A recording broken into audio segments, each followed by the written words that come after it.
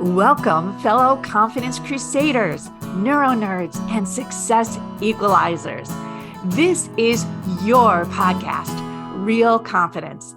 I'm your host, Alyssa DeVere, and I'll be sharing a bit of basic brain science, some surprising social secrets, and a touch of tough love. Why? Because I believe confidence is everyone's fundamental right and choice.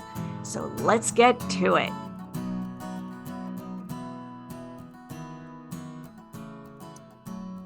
Perhaps more profound these days, to get motivated to do things that are new and different can be quite a challenge. But to do them in a way that you become world class, I don't even know if most of us would consider even trying that. So you're going to hear some pretty amazing accomplishments, but more importantly, how and why to really reach for even maybe beyond what you think is your potential. I've got an fascinating, incredible human being here with me today, Jeff Seckendorf. Thank you for spending some time with me and our listeners. Yeah, no, it's great to be here. I appreciate it.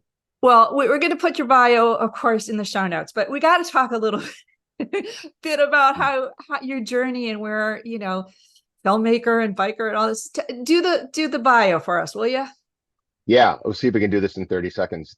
I started in as a child photographer and then moved into the film industry, where I had a long, like 35-year career making movies and commercials. And then I had one producing partner tell me I spent 15 years trying to get into the film business and then 15 years trying to get out. And we can talk about that, but it's a tricky business. And so in getting out, I started a scuba certification and training agency, looking for an education project, and found one in scuba. That's been running for 15 years. I still do it. And then a few years ago, I started working for with the Parkinson's Association here in San Diego, doing content and stuff for them. It's a really good project for me and for the world. And I ride a bike. You don't just ride a bike. Yeah. I ride what a do you bike. mean when you say I try to ride a bike fast, but yeah, and I ride a bike, and the bike is a real big part of my life also, as a separate thing. So right now I'm doing the Parkinson's stuff, the scuba stuff, and the cycling stuff. All right. So a couple clarifications, and I Yeah. kind of queued you up in the beginning. You don't just do these things, right? You are like world class in so many ways. You award-winning filmmaker. Talk a little bit about some of the accomplishments I'm seeing behind you, which our listeners don't get the benefit, like 50 medals. So some of the actual tangible or awards or accomplishments, let's get a little deeper. And you said child filmmaker. I don't think you meant it as a child, but tell us a little bit more. Get a little deeper. Well, child photographer. I was given a camera when I was like 6, and then my dad and I built a darkroom in the house when I was like 8. And so I had that running up, and I moved from still photography to filmmaking, and was wonderfully successful. I made a film called Judy Berlin, which won the Director's Award at Sundance. I got an Independent Spirit Award nomination for cinematography on that. I did so many commercials in New York and LA, 1,000 commercials. And it was just a really good run in the film business. It was great. When it was starting to get tough, tricky, and boring, when I formed this scuba certification and training agency, and it's become this global, very high-end, very boutique training agency for scuba. It's kind of a unique organization, and that's been great. And then the bike, of course, I started really seriously racing in my 50s, and had a little success in triathlons. Stopped running on my 60th birthday. That seemed like a good thing. Quit running uninjured is rare, but I did that. And then I found the Veladrome. I found the track on a bike, and I started racing, and I had some success there. And I've since set the hour record at the San Diego Veladrome, and I've set the course record at the World 6-Hour Time Trial Championships on a fixed gear bike in my age group. So, I work hard on the bike, and a lot of it is what drives the rest of my life. Yeah, literally and figuratively, right? I love that. I guess, yeah. Well, I mean, so I feel like I want to jump out of this Zoom here and go ride a bike and just kind of even make a mile in the day. That would be a big accomplishment for most people, including myself. So you said kind of almost sarcastically, in these different transitions in your life to take on new things, you got bored or it was challenging. Like what makes you do those leaps, or what do you think? Is there a commonality that made you say, time to do something new? You know, it's funny. I've been thinking about that a little bit and just sort of thinking about this conversation that we're going to have. And, today, people stay in jobs for like 2 years and bump, and then 2 years and go, and 2 years and go. My dad had two jobs, right, in his 45-year career. So it seems like I've done all these really cool things, but from a career perspective, I did 35 years in the film industry. I'm doing so far 15 years in scuba and still running. And I've been on a bike since I was a kid. So I'm not bouncing around. I think that's the thing that differentiates out all of this stuff that I'm doing, is that when I go in 100% all the way with staying power.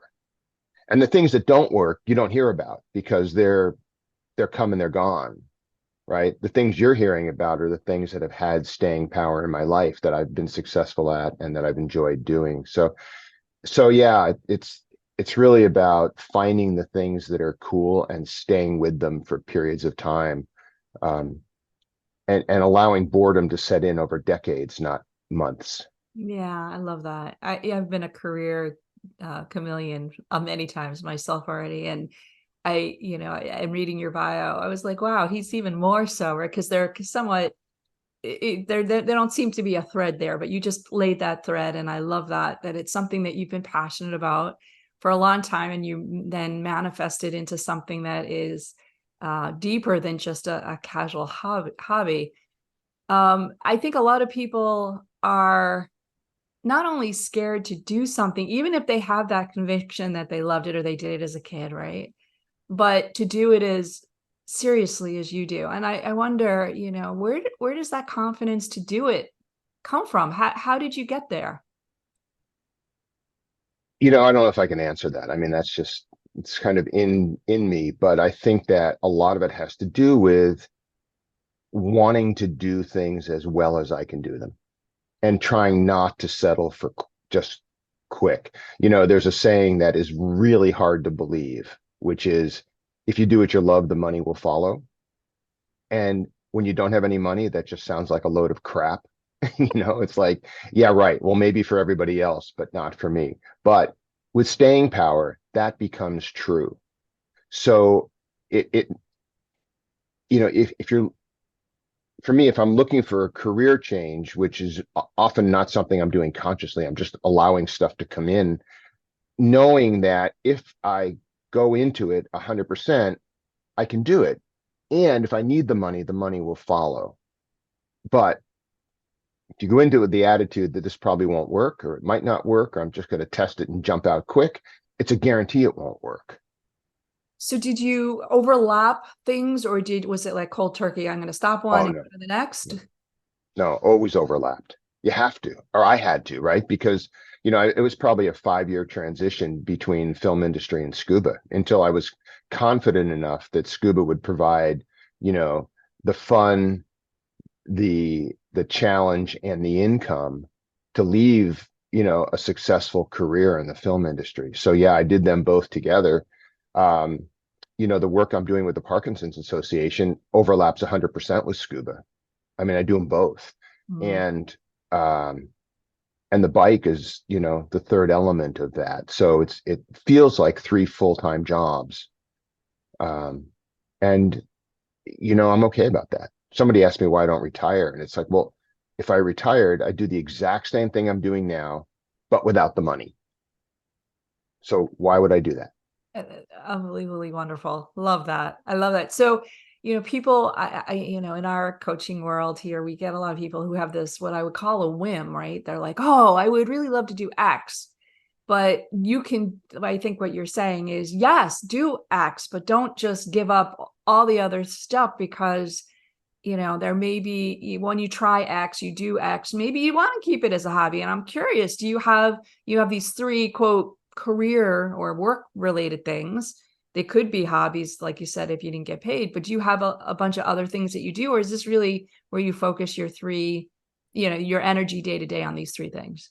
Well, I have a family and I have grandkids and I have, you know, dinners to friends. I mean, that's the rest of it. It's not all work.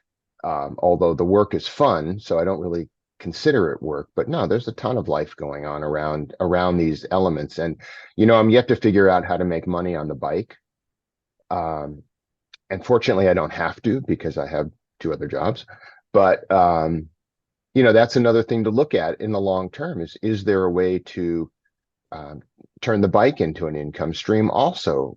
Either, and I'm working on it through a company we started called the Institute of Purpose, which is really cool. And I'm speaking on to groups on living with purpose, and the bike is a big part of that. Because when I wake up in the morning, the first thing I do is see what my workout is, figure out how I'm going to fit that in, then I make everything else work around it.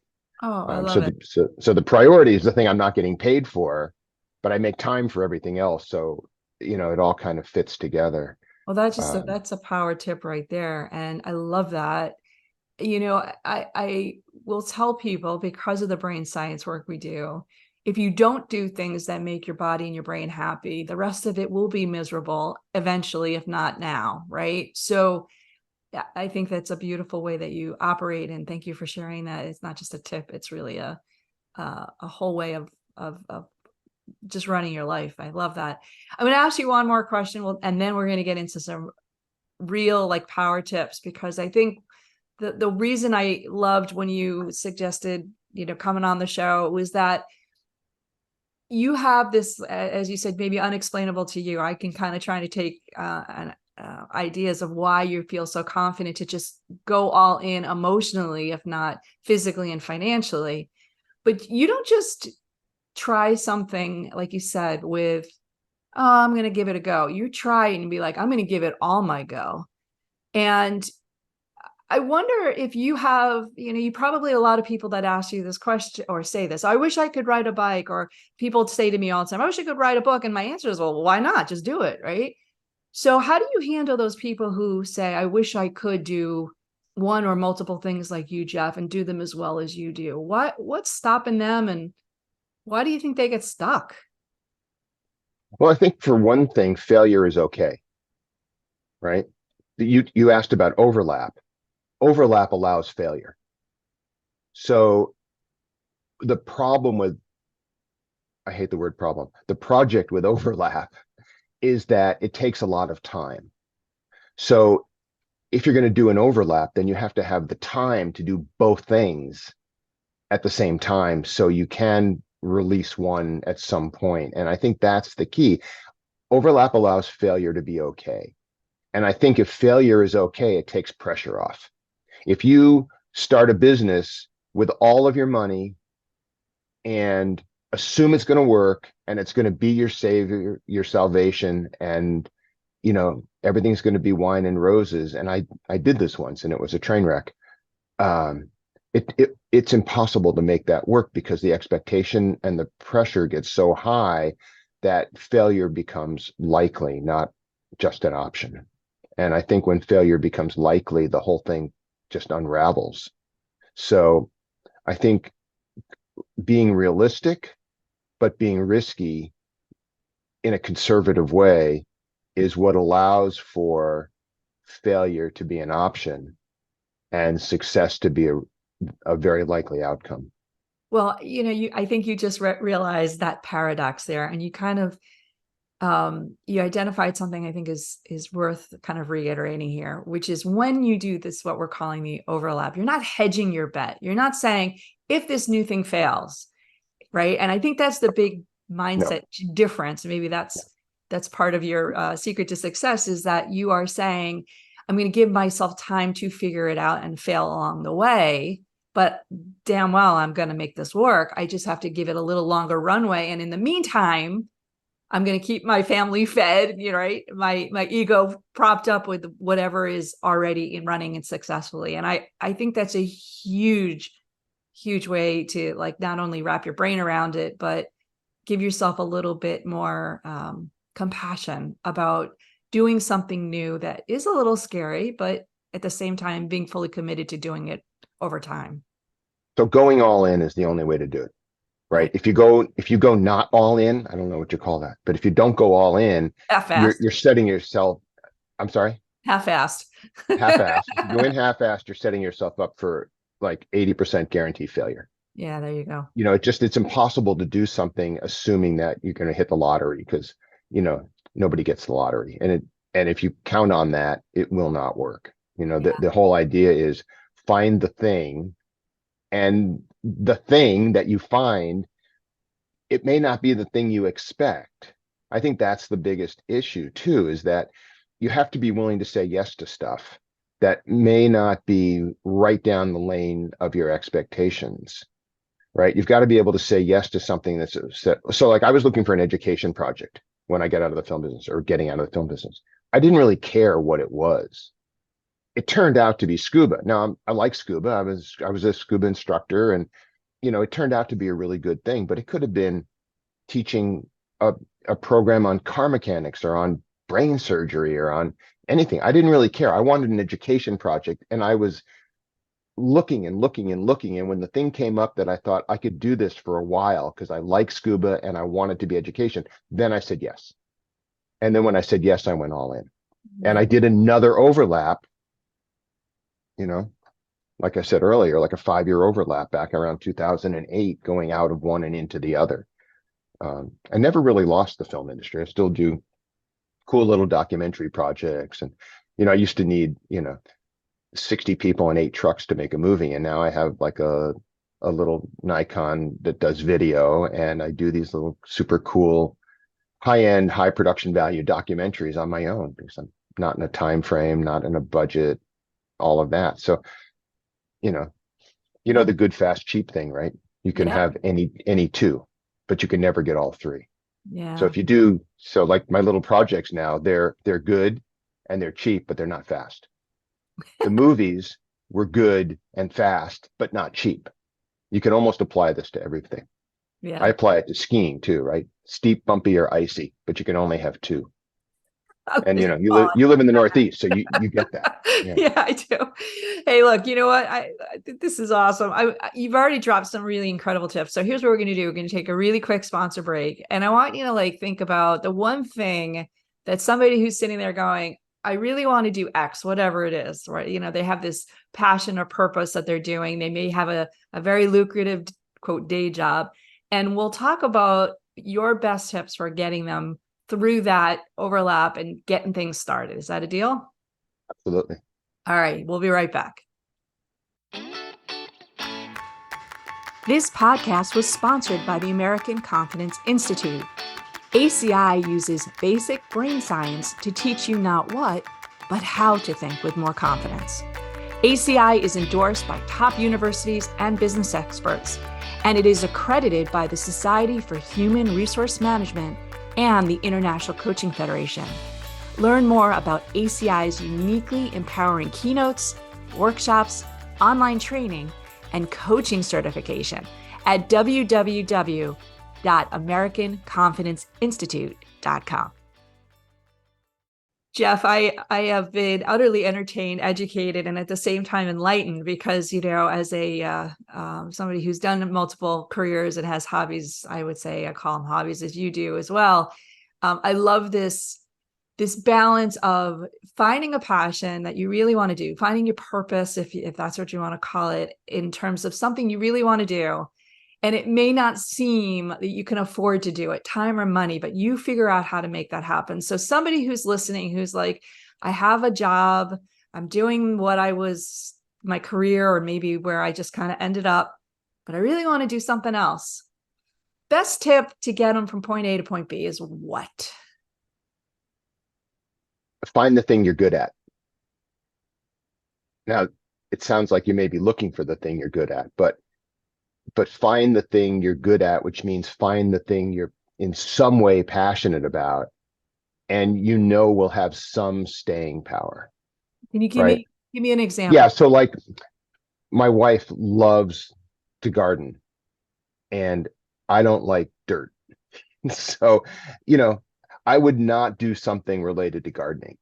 It's just not my thing, right? I wouldn't do it. I love bicycles. I would probably do something related to bicycles because it would give me the staying power to stick into something long enough that I could see it come to fruition.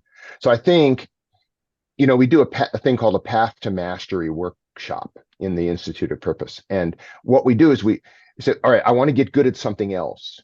So I'm going to take something that I am good at today, and I'm going to figure out how I got good at it. Where did I discover it? Where did I learn it? How did I practice it? Do I teach or coach it? And I'm going to take that process that I went through on one thing, and I'm going to apply it to something else. Like in the film industry, right? I discovered it as a kid. I did a ton of training. I practiced for decades, and then I taught for many, many years. If I look at that and say, okay, I did that in the film industry, now I want to do it on the bike. How do I take the energy and the motivation and the drive that I had to get good in the film industry and apply it to the bicycle? And it was easy. Discovered the bike. I want to start racing at age 50. Next thing, train. How do you train? Get the best coach you can find. Read everything you can possibly read. Do whatever it takes to learn it, and then practice for as long as you need, and then coach it or train it, which is what I'm doing on the bike now. I teach and I coach on the bike.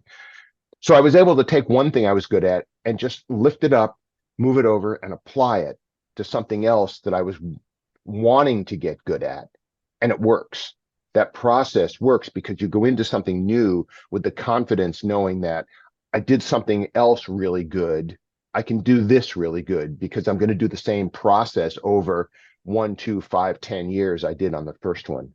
And it takes away the gotta succeed instantly mindset, because I look at the film industry. It took me 20 years to become functional in the film industry. You know, I might take 20 years to get functional in the bike. I've been doing it for 10. I'm probably going to live long enough to do it for another 10. It might take that long. I don't know.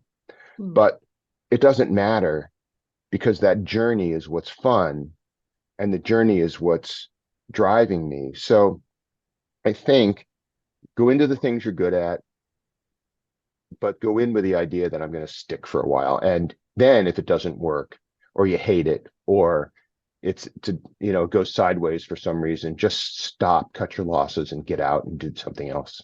Hmm. It's I easy to say that. It's easy to say that. It's Yeah, like the same thing about if you do what you love, the money will follow. It just sounds like complete BS if you don't have any money and the money's not following. right. So there has to be a level of trust in yourself, trust in the universe, trust in whatever you want to call it that says, okay, I can make this work. It sounds like a load of crap because it's not in my current vision.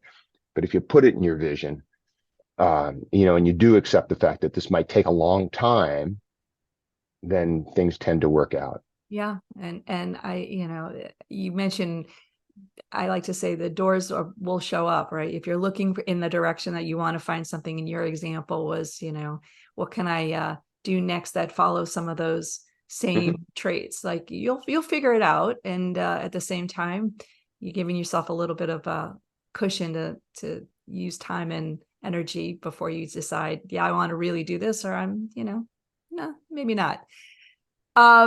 You have dropped some amazing tips, but you also said you have workshops and all kinds of other things. So if somebody wants to look you up and follow you and get some more information, what's the best way to do it, Jeff?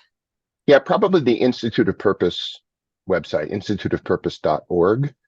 That's got like all the stuff we're working on. It's a cool project. It's got lots of little video and content about people living with purpose. It's got short documentaries about people who have found a way to really light up their life as it relates to purpose and stuff like that. So instituteofpurpose.org is probably right now the best target. Perfect. Thank you for that.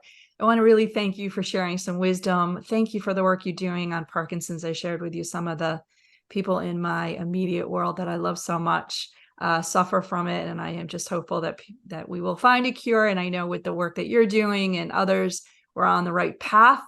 keep biking, inspiring the rest of us to do a little bit more exercise. That's wonderful. You're speaking, everything you're doing. Thank you so much for bringing your light to the world and to my listeners here. Oh, you're so welcome. It's grateful to be here. Before we totally wrap up, I want to let you know that full transcripts and show notes for this and other Real Confidence episodes can be found on www.americanconfidenceinstitute.com/podcast. I also want to remind you once again that the best way to get confidence is to give it to others, and you can do it just by liking and sharing this episode on your preferred podcast and social media channels. You can even give me some confidence by noting topics you'd like me to consider for the future. So for now, this is Alyssa DeVere. Thank you for helping to bring more confidence to the world. Master editing done by Ben Weinstein with original music performed and composed by Jeff Mitchell. Real Confidence is a production of American Confidence Institute. All rights reserved.